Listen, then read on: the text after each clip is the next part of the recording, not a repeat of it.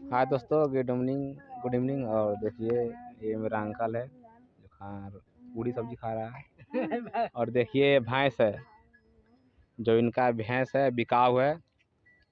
20 litre सुबह और 20 litre शाम, यानी 40 लीटर दूध करती है। इसका कीमत है 1,20,000।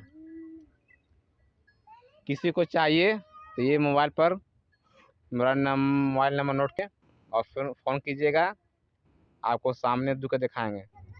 20 लीटर सुबह और 20 लीटर शाम। इसका कीमत है 1,20,000। और किसी को आदमी को चाहिए तो नंबर नोट कीजिए, वहाँ से कंफर्म कीजिए। अब देखिए, इन्हीं का देखिए भैंस है जो बेचने वाला है।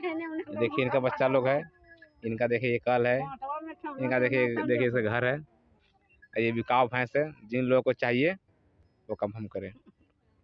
हर हर महादेव।